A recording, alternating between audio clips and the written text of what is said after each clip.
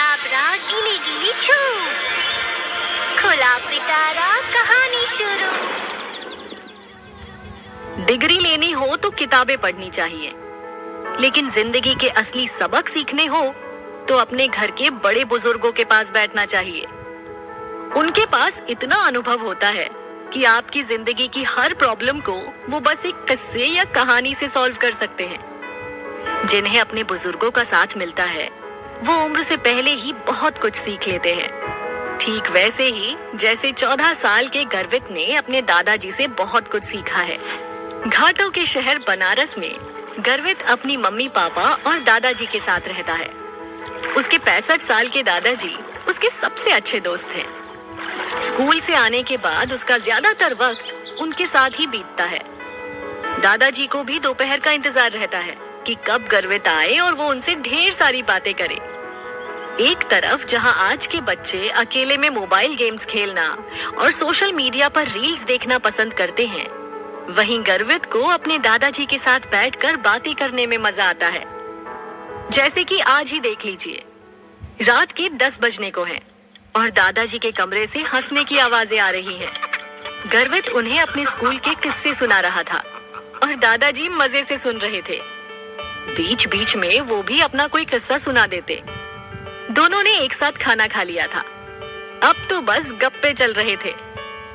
गर्वित की मम्मी को ये डर लगा रहता था कि कहीं गर्वित अपने दादाजी को परेशान न कर रहा हो, कहीं अंदर ही अंदर उन्हें बुरा ना लग रहा हो। दरअसल दादाजी साल भर पहले ही शहर आए हैं। इससे पहले वो गांव में ही रहते थे। उनका शहर में मन नहीं लगता है।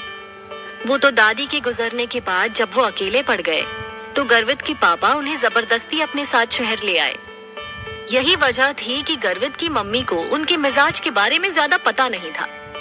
वो हमेशा सोचती रहती थी कि कहीं ऐसा ना हो कि दादाजी को गर्वित की कोई बात बुरी लगती हो और वो कह ना पाते हो।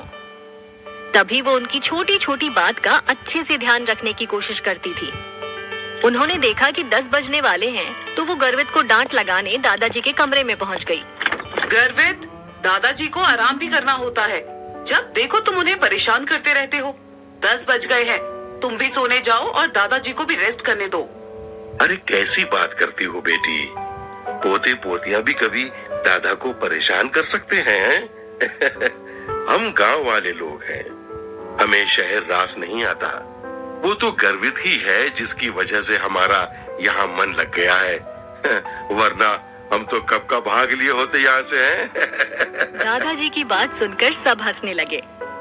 इसके बाद उन्होंने कहा कि वैसे मम्मी ठीक कह रही हैं, सोने का टाइम हो गया है, अब बाकी की बातें कल करेंगे। ऐसा ना हो कि दोनों की बातें ही खत्म हो जाएं। गर्वित ने कहा ऐसा नहीं हो सकता। उसे पता है कि उसके दादाजी के पास इतनी कहानियां हैं जो कभी खत्म ही नहीं हो सकती। इसी मस्ती मजाक के साथ सबने एक दूसरे को गुड नाइट कहा और सोने चले गए। अगले दिन हमेशा की तरह सबने एक साथ नाश्ता किया और फिर अपने अपने काम में लग गए। गर्वित स्कूल चला गया और उसके पापा ऑफिस चले गए। दादाजी दोपहर तक के लिए अपनी किताबों की दुनिया में खो गए। आज उन्होंने एक नई किताब शुरू की थी जिसे पढ़ते पढ़ते 4 बज गए थे। अचानक से उन्हें याद आया कि अभी तक तो गर्वित को स्कूल से आ जाना चाहिए था और वापस लौटते ही वो सबसे पहले उनके कमरे में आता है। आज उसे क्या हो गया? दादाजी अपने कमरे से निकलकर गर्वित को आवाज देने लगे। उसकी मम्मी भी हैरान थी। उन्होंने कहा कि जब से आया है अपने कमरे में ही है, खाना भी नहीं खाया। दादाजी उसके कमरे में चले गए। वो अपनी किताबें खोले बैठा था। क्या बात है गर्वित, आज दादाजी से मिलने नहीं आए हैं? कहीं मम्मी की बात तो नहीं मान ली तुमने? गर्वित ने मुस्कुराते हुए कहा कि ऐसी कोई बात नहीं है। आज उसे स्कूल से कोई जरूरी होमवर्क मिला है और वो उसी में लगा हुआ है। दादाजी को गर्वित पहले जैसा नहीं लग रहा था, लेकिन उसने पढ़ाई की बात कर दी थी, इसीलिए उन्हें ज्यादा पूछताछ करना सही नहीं लगा। वो इतना कहकर अपने कमरे में चले गए कि जब उसका होमवर्क खत्म हो जाए तो वो उनके कमरे में आ जाए। गर्वित ने कहा ठीक है। दादाजी के जाते ही गर्वित का जोर जोर से रोने का मन कर रहा था। दरअसल आज स्कूल में कुछ लड़कों ने गर्वित के साथ बदतमीजी की थी। उन्होंने गर्वित को खूब चिढ़ाया। जब उसने इसका विरोध किया तो लड़कों ने उसकी पिटाई कर दी। उसके पेट और पीठ पर मुक्के मारे। गर्वित से वो दर्द और बेइज्जती दोनों ही बर्दाश्त नहीं हो रही थी। वो अपने घर पर भी नहीं बता सकता था। गर्वित सोच रहा था कि पापा मार पीट की बात सुनकर यही समझेंगे कि झगड़ा उसी ने शुरू किया होगा। उल्टा उसे पापा से भी डांट सुनने को मिल जाएगी। यही सोचकर वो चुपचाप अपना दर्द सहता रहा। अगले कुछ दिनों तक ऐसा ही चलता रहा। स्कूल में वो लड़के गर्वित को तंग करते रहे, लेकिन उसने घर पर किसी से इस बारे में बात नहीं की। वो ना सही से खा रहा था, ना दादाजी से कोई बात कर रहा था। दादाजी जब भी उसे आवाज देते, वो यही कहता कि उसे बहुत सारा होमवर्क मिला है। दादाजी को अब ये सब ठीक नहीं लग रहा था। आज घर पर दादा पोते को छोड़कर और कोई नहीं था। दादाजी गर्वित के कमरे में गए और उससे पूछने लगे, गर्वित, मुझे पता है तुम कुछ छुपा रहे हो। अरे हम तो दोस्त हैं ना, फिर मुझसे क्या छुपाना? अरे कुछ तो है जो तुम्हें परेशान कर रहा है, हैं? लेकिन तुम बता ही नहीं रहे हो।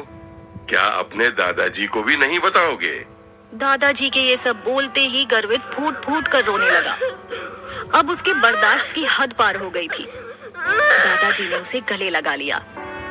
कुछ देर रोने के बाद उसने उन्हें सारी बात बता दी। दादाजी ये सुनकर हैरान रह गए। उन्होंने कहा कि वो इतनी बड़ी बात उनसे क्यों छुपा रहा था। उसे तो अपने पापा को ये सब बताना चाहिए।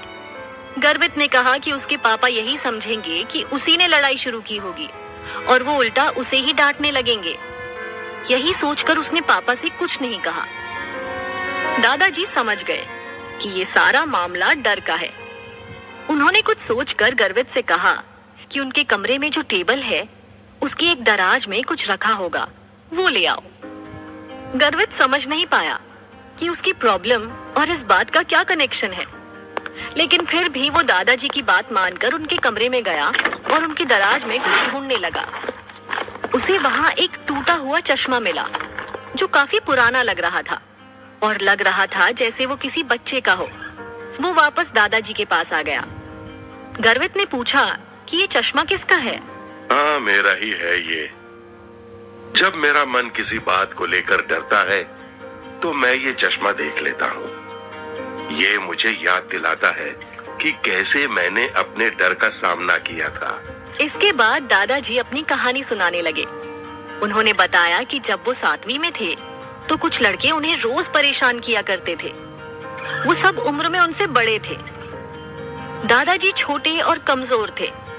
दादाजी की चुप्पी ने उन लड़कों को और हिम्मत दे दी।